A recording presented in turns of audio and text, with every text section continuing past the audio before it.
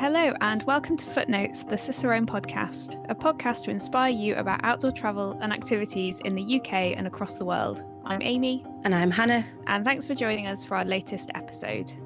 This episode is all about bivvying and hill walking in the UK and features highlights from our latest Cicerone live event with Cicerone author Ronald Turnbull. Ronald is a hill walking expert and bivvying enthusiast who has written several guidebooks for Cicerone, including a brand new edition of his book, The Book of the Bivvy. Ronald has completed several coast-to-coast bivvy bag trips across Scotland and slept on many hilltops in the UK, completing his 100th hilltop bivvy with a night on Waller Crag earlier this year. For those who haven't come across bivvying before, Ronald's The Book of the Bivvy provides a brilliant introduction to the world of the bivouac or bivvy, drawing upon his own extensive experience of bivvying and hill walking in the UK. As you're going to hear more about in this episode, bivvying offers a chance to experience a whole new level of immersion in the outdoors with just a lightweight bag between you and the elements. So Ronald is a legend in the world of bivvying and bivouac. But if you've never come across it before, you might be wondering what it actually is. So as far as I'm aware, bivvying is sleeping outside without a tent. So like a sort of camping, but maybe a more improvised way or just a really, really lightweight way. You can buy a bivvy bag, they're called, which is anything from an emergency survival bag that's like £1 up to some really luxury Gore-Tex ones or ones with framed hoods. So you can do it in quite a technical way if you get all the fancy equipment and you get a really posh sleeping bag. But it depends really what weather you want to go out in and how often you're going to use it. Because essentially, if you were caught short on a mountain and you get a survival bag out of your rucksack, which you should have in your rucksack anyway when you're going out on a hill day, you can just shelter behind a rock in a survival bag, and that's a bivvy. I think when Ronald was a bit younger, he maybe advocated doing tougher and more extreme bivvies. Ronald has started to embrace a little bit more comfort in his life, and he now doesn't go for the extremes that he used to. But you can still have some really nice times just going out in a bivvy bag because you don't need to carry loads and loads of equipment. Ronald doesn't even carry cooking equipment. He just takes a packed lunch or takes something light with him. So it's just another adventure you can tack onto a hill day, and it gives you more flexibility to maybe do 2 longer walks together and sleep somewhere as a little wild camp up in the hills when you're not disturbing anybody or anything because you're just there with just you and your bag. And I don't think you have to go particularly high either. I know that Ronald does a lot of bivvying on hilltops, and that's a thing in itself. But, you could go up on just almost like the side of a hill somewhere or a small one, rather than feeling like you have to commit to something extreme. And you could make sure that you're reasonably close to your car, for instance, particularly for your first one, just to feel more comfortable with it and figure out what kit you're going to need and that sort of thing. It doesn't have to feel like a really big, scary thing because it's an adventure, but I think you can make it reasonably safe. And by looking at the weather forecast as well. Yeah, I would say there doesn't have to be particularly any danger involved. You can just go up a nice hill and you're staying until after everybody's left and you're sleeping for a bit and then, get up and a few hours later and toddle back down the hill. It doesn't have to even be a full night. Like if you went in the summer when it goes dark at 11 o'clock and then you sleep for a few hours and you get up at 4, you've got quite a short sleep, but you get to enjoy the sunset and the sunrise in a magical environment with nobody else around, which is quite rare in some parts of the UK. So if quickly we just talk about the rules of bivvying, the legalities of that is the same as for wild camping. So in Scotland, there's the right to roam, which means that you can wild camp or bivvy anywhere in the hills and places like that, as long as you act responsibly. Whereas in the rest of the UK, you do technically need the landowner's permission to wild camp or bivvy.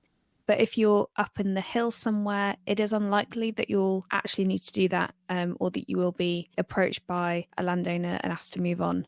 But that is just something to know about and to consider, that the landowner can technically ask you to move on if you are bivvying or wild camping. I know that Ronald does a lot of his bivvying in Scotland, and most of his Cicerone guides are to hill walking in Scotland.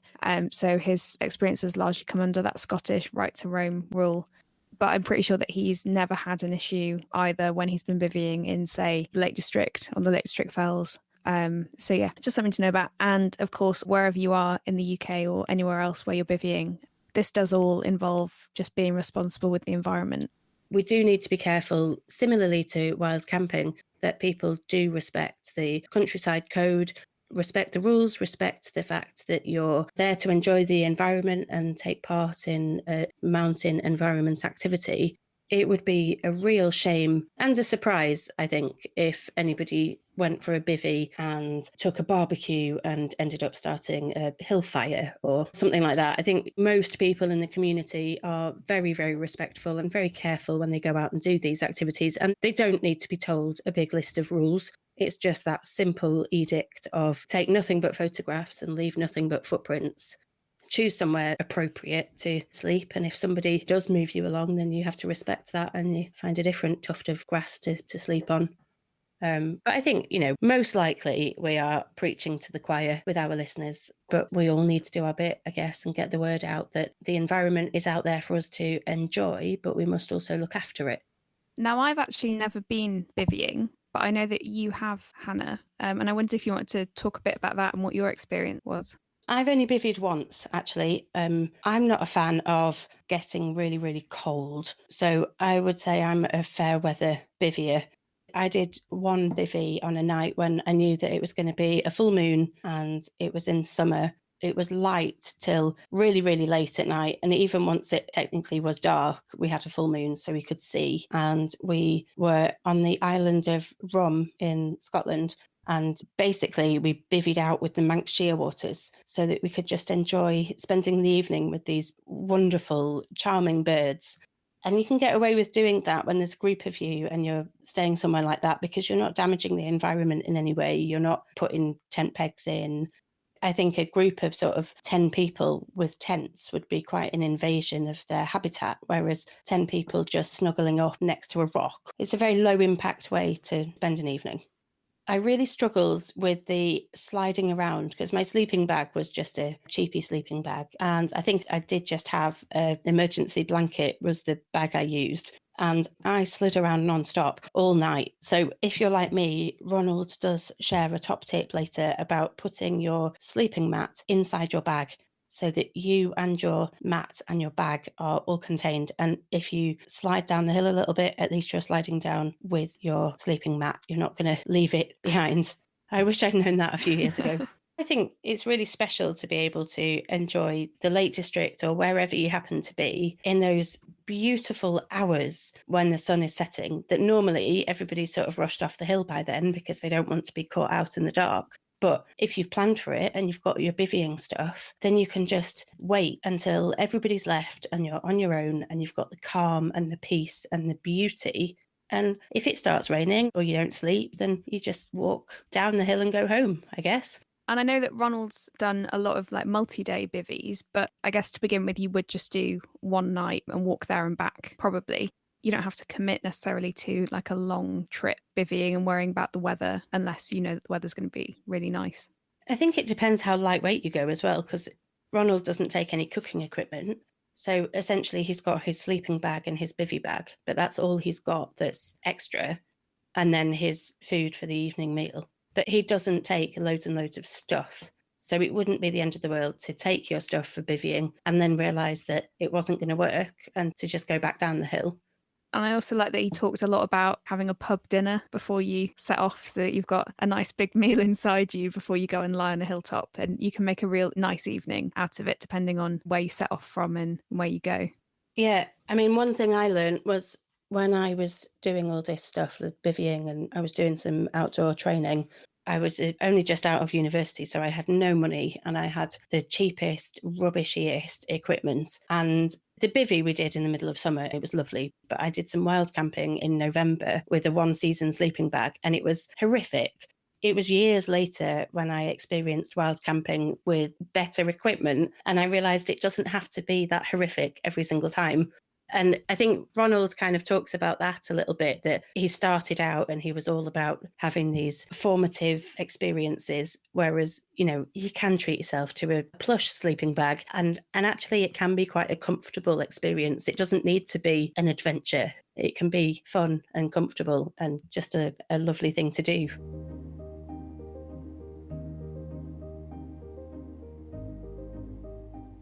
Hi, Ronald. Thank you for that nice introduction. I'm going to move in with a little bit of history explaining how I got into this peculiar pursuit. When I was about 40, I took up fell running, which is the same thing as hill running if you're in Scotland. I was quite a slow hill runner. Anything shorter than the Ben Nevis race was too short for me, and I was trailing at the back. But once I got used to this wonderful way of moving at high speed across the hills, I wanted to adapt that to my other enthusiasm, which was multi-day trips across the hills of Scotland and northern England, often coast-to-coast ones. And so naturally I wanted to get my luggage down to as close to nothing at all as I possibly could. So that was why I got my first bivvy bag. A typical trip in that part of my life was the Wainwright coast to coast in 4 days. You're going to have to believe me when I say that doing the Wainwright coast to coast in 4 days is actually an enjoyable experience. It's a different experience, but it is pleasurable in its own way. The second day into that, I was heading across the Westmoreland limestone. It was drizzling and there was a cold, brisk wind and it was getting dark. So I dodged into a wood to get some shelter. And what I didn't realise was that the lovely soft moss that I was unrolling my bivvy bag onto, it was only when I was inside it with my boots on that I realised that under the lovely soft moss there was some not very lovely, hard, sharp-edged limestone boulders. I didn't carry a sleeping mat because that spoils your aerodynamics. So the only reason I had a sleep that night was because I had covered enough miles that I could have slept anywhere. So that's one end of the bivvy bag experience. But the following night, I passed through Grasmere. I had a nice bar meal, headed up onto Gibson Knot at the back of Helm Crag. It was a lovely grassy dip on the ridge high up there, and I was looking down over the top of Helm Crag, down to Grasmere as the sun was going down, and it was soft grass and lovely, and it was just a beautiful night out. So that's the two extremes of bivvy bagging. But in the time since then, I've got older, I've got slower, I've got softer and more comfort-loving. Possibly I've even got wiser. So the new edition of the Book of the Bivvy has quite a lot more emphasis on the comfortable side of bivvying, and it also has a whole lot more pictures. So now I'm going to show you the extremes of the bivvying experience. I'm going to immerse you in the outdoors, possibly with a roof on and not out in the rain, and try and show you the two extremes of bivvying. This first picture is to show you that it wasn't my idea, this slightly odd idea of sleeping outdoors in a bag. This is Robert Louis Stevenson in 1878 on his trip through the Cevennes with the donkey called Modestine. He invented his own bivvy bag. It's made of sheepskin and tarpaulin, and his problem on that trip was not a lack of comfort at night. Whether it was raining or not, he had wonderfully comfortable nights. This is a coast-to-coast trip across Scotland. The second night out, I was actually planning to spend this night in the bunkhouse at Glenfinnan, but the weather was so beautiful and I was ahead of myself because long days, early starts, late finishes, beautiful weather. So I carried on up onto this mountain, which is Skun and Corriachan above Glenfinnan. There's a nice little dip running across the summit of the mountain there, just the right size for lying down in your bivvy bag so that the wind goes over the top of it. And it was also angled in just right for me to be watching the Isle of Rum under the sunset. And of course, when you're in a bivvy bag, you don't miss any of it. There's no zip to zip out the scenery with. You don't zip the outdoors away and snuggle down with your book or your iPad or whatever you happen to have up there. You're out there all night unless it rains. That is one of the advantages of a bivvy bag. You can move it if you need to. And in fact, before going to sleep, I would have worked out where I was going to head for if the weather did turn nasty. Now, this one is on Carnangower in Athol, which means the stony hill of the goat. This is another of these dubious nights. I dried out nicely along the ridge, but when I got to the summit, again, the rain came in flying sideways and very cold. It's a stony summit, so I thought that I was going to have to head down off the ridge. But just below the summit, I saw this beautiful little ledge just a metre down below the summit ridge. But that was low enough so that the rain and wind were mostly coming above my head. I think the top of my head was up in the rain and the wind there. And there you see I'm sitting with my back to the wind in my waterproof jacket with a hood up. I can also, when I want to, I can pull up the bivvy bag because it has a zip across that sort of cuts your throat level, which means I can put it over my head and it droops down like that, and I have a whole square foot of space on my lap which is dry to eat my supper in. This is a near perfect bivvy site. This is Sheffield Pike above Ullswater. You can see there's a very deep dip that I've got down into. It's deep enough so that the wind's going straight over the top, but there's just a little eddy coming down into the dip, which gives me enough breeze. I like to feel the breeze across my face in the night. And it also helps with the breathable membrane of the bivvy bag. It helps keep everything nice and dry. Also, because it's so sheltered, the grass is really juicy and comfortable to lie down on. But the real perfect aspect of it is the way that it's angled right up Ullswater so that you get the sunrise reflected all the way along the lake in the morning. Now, there are several of these little grooves. I think they're meltwater channels from the end of the Ice Age across the top of Sheffield Pike. So you needn't worry that there might be some other listeners to this presentation occupying the groove when you hurry up there with your bivvy bag next week, because there's several grooves to choose among. Now, I did get myself, after a long time spending in a sort of minimal polyester sleeping bag designed for mountain marathons and weighing almost nothing and being about as useful as you'd expect, I did get myself a 3-season down-filled sleeping bag. And this is me sleeping out on a low hill on the middle of Rannoch Moor in December. As you can see, there's a very hard frost. I sort of dodged down into a little peat hollow, which I'd identified on my way up to the summit, and that kept off the wind. And it kept off some of the cold because it obscured quite a lot of the night sky. But even so, I was lying there. When I opened my eyes, I could see the frost forming on the grass stems in front of my nose. And as the night went on, the frost got deeper. And I brought my boots and my water bottle into the bivvy bag with me so they wouldn't freeze in the morning. And the bit which was kind of suspenseful was when I got up in the morning, trying to get my jacket zipped up and my boots on and laced before my fingers went numb with the cold and I couldn't use them anymore. The reward for this austere opening to the day was these amazing views across Rannoch Moor with the morning mist and the colours. This, by contrast, is an unpleasant night out in the bivvy bag. There have been one or two. We were going to bivvy down in the Trossachs Oak Woods, but it was a beautiful starry night, so we headed up onto Ben Ledi anyway in the dark, in the moonlight, with the lights of Scotland's central belt shining across below us on the south side and casting a weird orange glow over the mountainside and combining with the moonlight on the mountains to the north. Very weird, wonderful sculptural effect. And we bedded down in this dip, very near the summit, right beside the trig point of Ben Ledi. In the night, I sort of woke up and shone my feeble torch around. I could tell it was the cloud had come down because it got so much warmer. But the ground looked kind of grey and strange. I thought it was the moonlight shining through the cloud. It wasn't. It was an inch of fresh, wet snow which had fallen on us in the night. So that was quite a harsh awakening, especially for my companion, who had a state-of-the-art of 20 years ago Pertex bivvy bag, which was superbly light, superbly breathable, but alas was not superbly waterproof. So we stuffed all this wet, cold gear into our rucksacks and just set off around the hills straight away. Looking back at it from 15 years later, it was a fun night out, but actually it wasn't. This is a sort of showing you the technique, rather.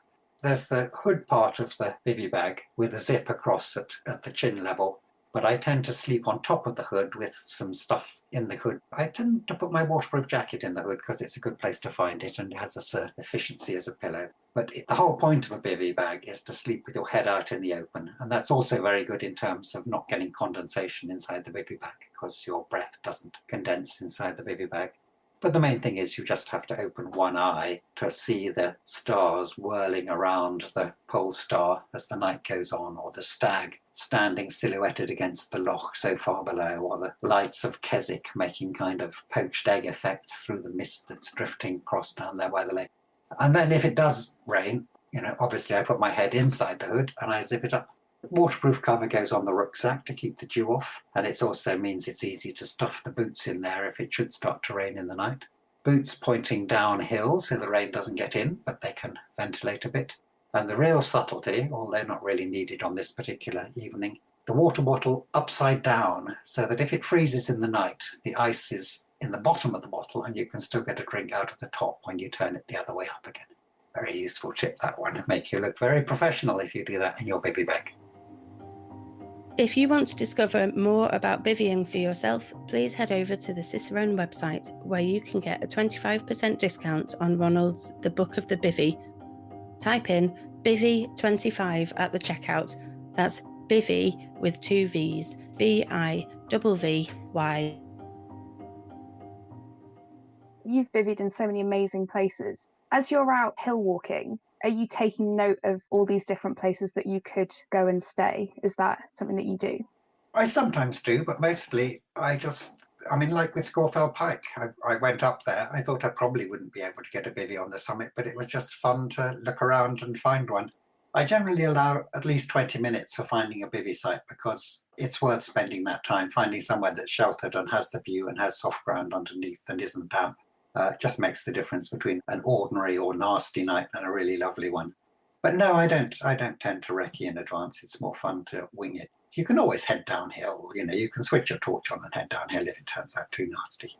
So if we talk about safety then in the hills, and I know you've bivvied in so many different types of weather as you showed us, and you're evidently very experienced. But for people who are maybe starting out or haven't done that many, are there certain times of year or certain weathers that you really should avoid when you're going bivvying? I mean, I have bivvied all the year round. I tend to look at the weather forecast first. I mean, a bivvy bag is a great survival aid. You can survive in a bivvy bag in a blizzard, even without a sleeping bag. I mean, it's not nice, but you'll survive. I suppose as you've said, though, you should be prepared to drop down if the weather does change or, be adaptable with your plans. Yeah. I mean, it's much easier to shove a bivvy bag into the rucksack in the middle of the night and head downhill, provided you've got a torch. You don't have to abandon it like you have with a tent, which might discourage you from heading downhill. I mean, for a beginner, you look at the weather forecast and you choose a nice pub in the Lake District and you have a bar meal and you head up the hill. Choose a small hill with nice heather and comfortable grass. If you've got a good weather forecast and a decent sleeping bag and a nice bar meal inside you, really, you're almost guaranteed to have a nice time. You have done long distance bivvying, kind of going cross country across Scotland, and bivvying that rather than camping it and taking a tent. So I want to ask you how that experience is different doing a long distance bivvy. I would plan the route so that, if I got really wet one night, I could divert to a bothy or a hotel or a youth hostel for the following night. I mean, when I was a fell runner, I just took what came and, spent some really quite austere nights out in the rain. But when I got a little bit older, I would plan it so that I could escape somewhere. Obviously, if it's nasty weather, you're not going to be on the top of the hill. You're going to be down in a cozy wood or somewhere like that, or even a cave if you can find one. And I suppose it means that you can carry just less equipment. With bivvying, I don't carry a cooker. It's just so much fuss fiddling around in the cold air with the cooker that it's better to have a cold meal and then have a really nice bar meal in a day or two, or whenever you get down to the bottom, and eat lots of vegetables then. Yeah, it is lighter and that's good, but it's mainly for the experience. I just love being out there in the open air. I think that a tent is kind of indoors. You get in there, you snuggle down, you pull down the zip, and where's the outside world? You might as well be in a youth hostel or a bothy or at home in bed. Yeah, I've got a lovely quote from your book written down that buying a bivvy bag is buying a new way of having fun. Yeah, it's also a new way of having misery, but there's much more fun than misery. And by being a bit careful, you can only have enough misery to make it interesting. I had a really nasty night a few years ago. You'd think I was old enough to know better. It's in the Cicerone's 50 Years of Adventure. I put it in there. A snowy night out in Upper Eskdale, which is the magic place. I thought I could get down from Mickledore in the last of the light, and I was sliding down the hill in the soft snow like a yeti in a hurry. And I got below the snow line, but then during the night the snow line came down, so I was no longer below the snow line. And the nice little place I'd found under a boulder, as my body heat thawed it out, it turned out to be a little bog. So yeah, I had a really unpleasant night, but you don't have to be all that clever to avoid exposing yourself to that kind of thing. That's amazing. And just before we move to questions from the audience, with buying a bivvy bag, it's not necessarily like a cheap alternative to a tent, is it? And I wondered if you had any tips on, kind of costs and that sort of thing. Well, I really don't, because I'm not a gear person. My first bivvy bag was hand sewn by a man in a shed in the 1990s, because that was the only way you could get a bivvy bag in those days. And it was just a green nylon bag proofed with polyurethane. And then I moved up to a luxury, and it was called the entry-level bivvy bag. And that was the one that the mouse found in the loft, but I patched it up with spinnaker tape. And I've been using it for I mean, I still think of it as my new bivvy bag, but it's 15 years old. Yeah, I mean, it is cheaper. I mean, that's not the point. Nowadays, you can get a really good bivvy bag, nice and simple and lightweight for £50 from Alpkit or Rab, or yeah, someone else does them as well. What happened was, I mean, it was just me and Robert Louis Stevenson and a few more weirdos, but then the mountaineers started using bivvy bags because they needed it at the bottom of the Walker's Spur of the Grand Jorasses. So people like Alpkit started making them for the mountaineers, and the mountaineers didn't want internal poles and pockets and zips and something weighing almost as much as a tent. They wanted the same as I did, which was something that weighed well under a kilogram and had one zip at most and no pegs or poles or anything. So suddenly, people started manufacturing, £50 for a bivvy bag and a good sleeping bag. You need a better sleeping bag. You need to add a season. If you're using a 3-season bag in a tent, then you'd need a 4-season bag in a bivvy bag. I used to use synthetic ones because I was doing sort of several nights in a row and the bivvy bag steadily got damper and damper. But nowadays I use a down-filled one because if my bivvy bag gets damp the first night, I'm going to a luxury hotel where I can hang it up in the bathroom and dry it out again. So I'm no longer doing, several nights in a row in bad weather. So a down-filled one is much better. Do you ever use a tarp in combination with your bivvy bag? What I like about the bivvy bag is the simplicity of it. You can unroll it anywhere. It can't get blown away. You can't forget the pegs because it doesn't have any pegs. And I mean, if you're on, I was on the Quantox, and in the middle of the night there was a strange noise like someone snoring nearby, and it was when I shone my torch, it was 2 male roe deer, 2 roebucks confronting each other, about to have an antler fight. So I just sort of picked up my bivvy bag and strolled down into the nearby woodland to avoid being trampled by roebucks. Which, I mean, it's not one of the main risks of being on a hilltop, but it does, it's so easy to pick up and shift. It's so simple. So I've never gone for the tarp option. On the other hand, I'm shortly probably going to go on a hike with my son along the Arran coastal path. And there's not going to be any accommodation because it's all booked up for COVID. So we're going to take 2 bivvy bags and a tarp tent because it only weighs about 12 ounces and he's going to carry it anyway because he's younger than me. And you can then put it up and you can have 2 bivvy bags and put your heads in underneath it. And I mean, I enjoy a bit of suffering myself, but I try not to inflict it on my family. That will be my actually first time with a combination of the tarp tent and the bivvy bag. But that's how I'm planning to do that one. We've got a couple about the kind of practicalities of using the bivvy bag. So could you talk through the process of actually getting into the bag? You put the sleeping bag in the bivvy bag. You usually put the mat inside the bivvy bag as well. Okay.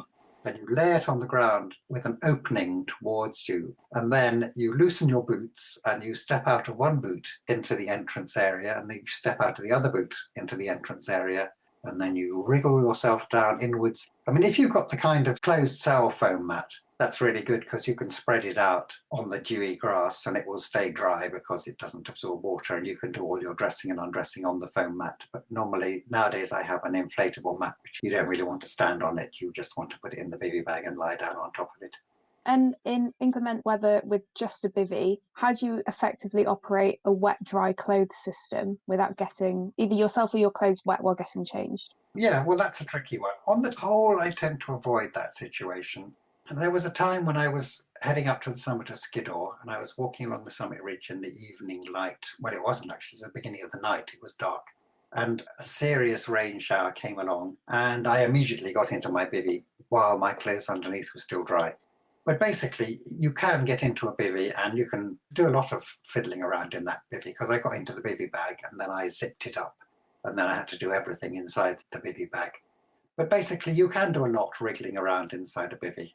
I mean, it wouldn't do any harm to take a course of yoga before setting out for a trip like that. I mean, on the whole, nowadays, I avoid that situation, but you can change all your clothes, every garment you've got inside a bivvy bag. It's quite tricky. I mean, you can't see what you're doing. You end up with your trousers on back to front, or both legs down the same leg of the trousers. It's a good way of getting warm. And if you're not bivvying with a camping mat, what isolates you from the cold ground? Or would you say that you need to take one if it's going to be cold?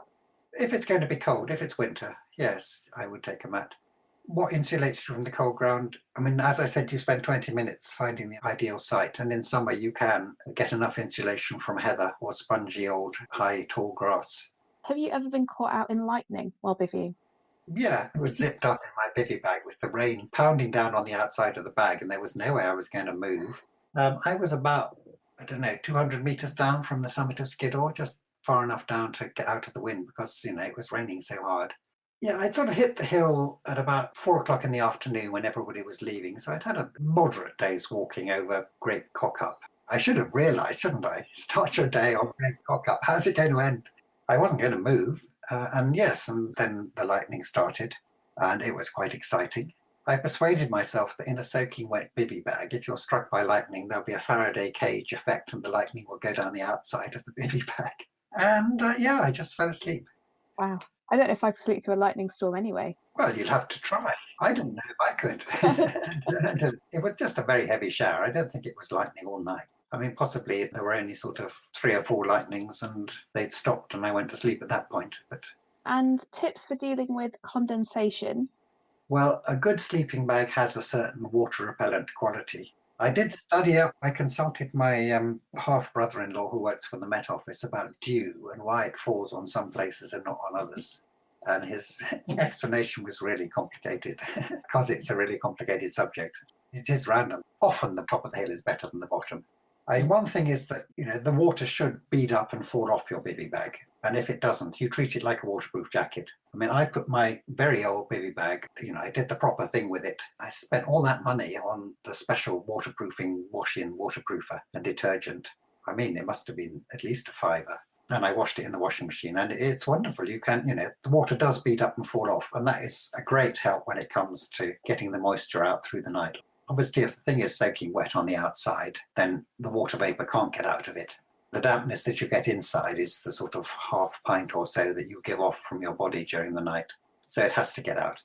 If there's a bit of a breeze, that certainly helps with the waterproof breathable membrane, which is why I try to, stay somewhere that's not entirely sheltered, but has a little air movement over the top of it. Also, I love the feeling of the air moving across my face as well, but that's part of it. And the other thing that matters is not to breathe into your bivvy bag, because that's just a whole lot of extra moisture, which is going to end up in your sleeping bag. So even if it's raining really hard, I'll leave a tiny little hole at the side and do my breathing through that. The disadvantage of that is that the handle of the zip always dangles on your neck when you do that. I haven't found the solution to that one yet. Always things to figure out. Yeah, that's all right. There's always more to learn. We had a question early on. Do you always bivvy at high level? And if not, are there more things to consider if you're lower down? I don't always bivvy at high level. If the weather's nasty, I busy low down. When you're at low level, you have to be a bit more circumspect and think about gamekeepers and that kind of thing. But basically, no, I'm just the same. I'm looking for a comfortable bed and shelter. Less review, I suppose. Yeah, I mean, obviously, the reason I'm bivvying low down is because it's not a particularly nice night, usually.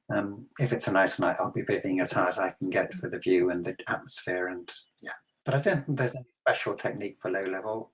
You have to think about trees a bit. If they drip on you during the night, that can be quite disturbing.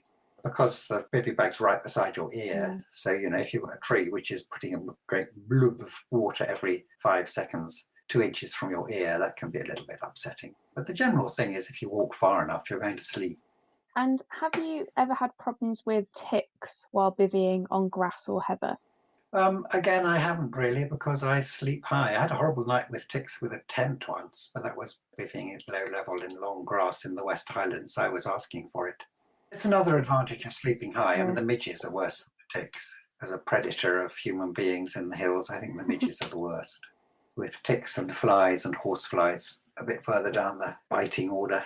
You obviously enjoy the miserable nights out on the hill. Well, I don't enjoy them, but I enjoy writing about them. They're much more fun to write about. And I think the thing is the possibility of misery makes the joy more intense. Now, if you just think, you take your tent to a campsite and you go to sleep and you have a hot shower and then you get up in the morning and you put on your great big heavy rucksack and you plod another 15 miles. And I mean, it's pleasant, it's enjoyable, but it's not going to leave burn marks in your memory forever afterwards. Whereas, the night on top of that Munro in Scotland, which was an absolutely magic night. Part of the pleasure was that, there could have been it could have snowed in the night. There could have been a torrential rain. It was before the day's weather forecasts were as good as they are now. I mean, it's certainly true that in a bivvy bag, the nasty nights are nastier. But it's also true that the nice nights are a lot nicer, and the balance is definitely in the bivvy bag's favour. Yeah, I think the point I was going to make is that, people can choose the bivvying experience that they want. And if you just want to go bivvying in the summer on those beautiful evenings, then you can just do that. Just before we wrap up, I wanted to ask you about the best place that you've bivvied, or your most memorable experience, or perhaps they're two different things. Well, the most memorable is the nastiest. I think it was probably that night in Upper Eskdale, which you can read about in the Cicerone 50-year anniversary book, which is a good book to buy, even apart from that chapter about the bivvy bag night in Upper Eskdale. I made quite a few mistakes, which I shouldn't have done, considering how long I've been at it. And then what would you say is your most enjoyable? There have been so many wonderful nights. The Snowdon one had no unenjoyable aspects to it whatever. It was just perfect all the way. It could hardly have been improved, unless somebody had come up in the morning selling ice creams or coffee. Yeah, there is a restaurant there now. I think it was just a concrete shack at the time.